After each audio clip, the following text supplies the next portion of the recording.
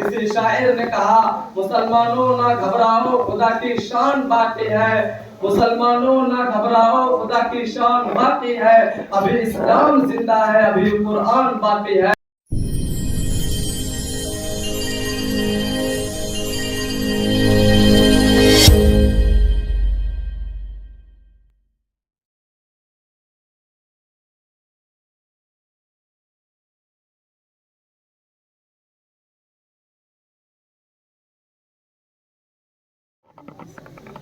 بسم اللہ الرحمن الرحیم، الحمد للہ وکفی وسلام علی عبادہ الذین اصطفی، اما بعد اعوذ باللہ من الشیطان الرجیم، بسم اللہ الرحمن الرحیم، انا نحن نزلنا الذکر وانا له لحافظون، وقال رسول اللہ صلی اللہ علیہ وسلم خیرکم من تعلم القرآن وعلمہ، او کما قال علیہ السلام۔ معزز علماء کرام، برادران اسلام اور محترم دوستو، میں اس پر نور اور متبرک محفل میں متبرک کتاب قرآن کریم کی عظمت و فضیلت پر روشنی ڈالنے کی جسارت کر رہا ہوں۔ میں اس سرچشمہ رشد و ہدایت اور منبع حکمت و شریعت کا تذکرہ کرنے جا رہا ہوں، جس کی حفاظت کی ذمہ داری رب کائنات نے لی ہے۔ ارشاد سبحانی ہے، انا نحن نزلنا الذکر وانا له لحافظون، یعنی ہم ہی نے قرآن کو نازل کیا اور ہم ہی اس کی حفاظت کرنے والے ہیں۔ امید ہے کہ آپ حضرات بغور سماعت فرمائیں گے، اللہ ہمیں احکام قرآنیہ کی معرفت عطا فرمائے۔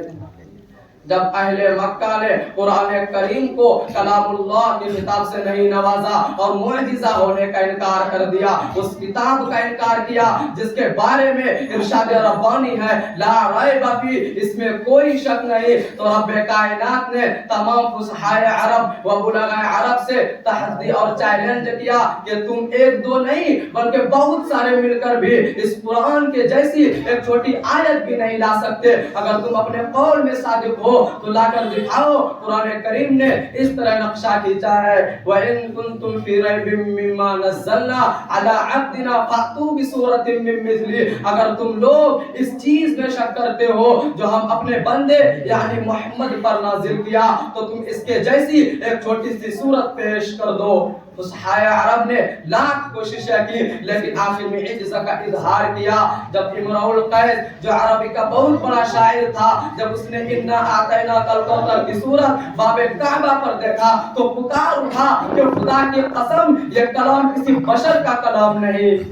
شہدائیان اسلام، آئیے میں آپ حضرات کو عظمت قرآن سناتا ہوں۔ جب کسی آدمی کے بارے میں یہ اندازہ لگانا چاہے کہ یہ عاصی ہے یا نیک بخت ہے، یہ صادق ہے یا کاذب، تو اس کے متعلقین پر نظر ڈالیں، اگر وہ صحیح ہے تو وہ شخص بھی صحیح، اگر اس کے متعلقین بد ہے تو وہ شخص بھی بد۔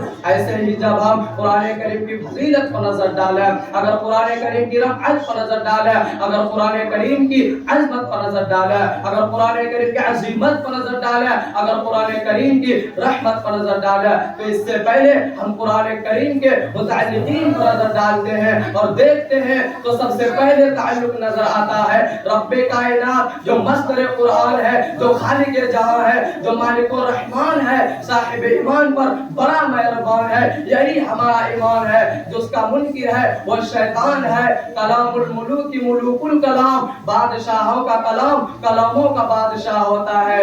لہذا پتا چلا کہ قرآن سب سے اعلیٰ ہے، قرآن سب سے ارفع ہے۔ قرآن کریم کو دوسری کتابوں پر فضیلت حاصل ہے۔ آئیے آگے چلتے ہیں تو دوسرا تعلق نظر آتا ہے لوح محفوظ جو ایک تختی ہے جو عرش کے اوپر ہے۔ غور کریے، جو عرش کے اوپر ہو، جس کی رفعت میں کسی کو کیا شک ہو سکتا ہے، جس کی فضیلت میں کسی کو کیا شک ہو سکتا ہے، جس کی عظمت میں کسی کو کیا شک ہو سکتا ہے، جس کی علویت میں کسی کو کیا شک ہو سکتا ہے۔ اعلیٰ و ارفع شے کے لیے اعلیٰ و ارفع مقام تجویز کیا گیا وہ لوح محفوظ ہے.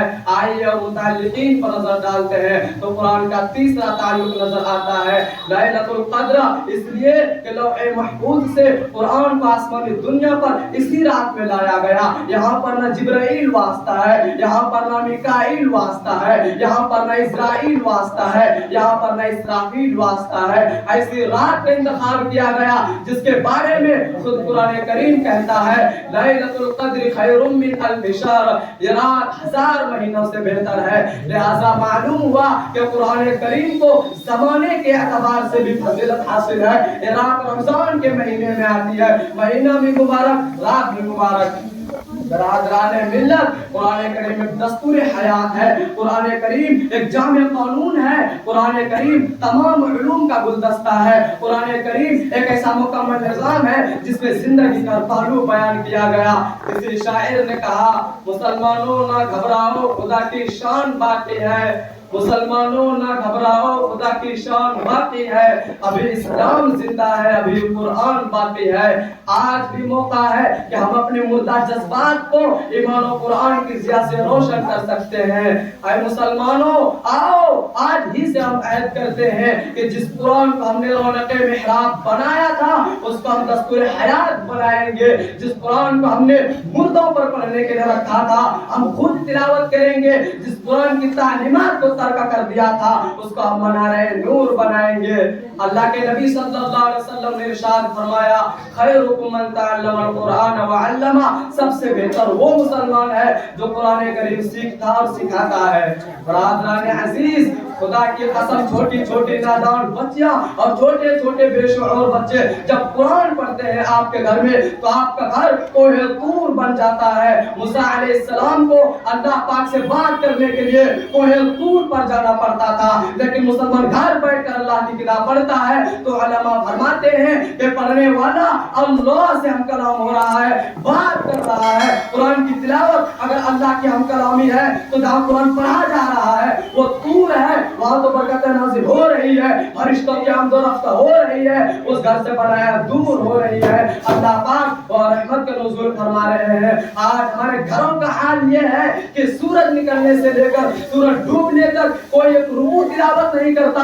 اگر تھوڑا بہت موقع ملتا ہے تو ٹی وی چالو ہو جاتی ہے، کرکٹ کا میچ قضا نہیں ہو سکتا چاہے نماز قضا ہو جائے. سوچو اس ماحول میں اللہ کی کتاب پڑھنے کا ماحول بنانا کتنا بڑا کام ہے. میں نہیں چند باتوں پر میں اپنی تقریر کو ختم کرتا ہوں. اللہ تبارک و تعالی ہم سب کو کہنے سننے سے زیادہ عمل کی توفیق نصیب فرمائے. وآخر دعوانا الحمدللہ رب العالمین. ماشاءاللہ.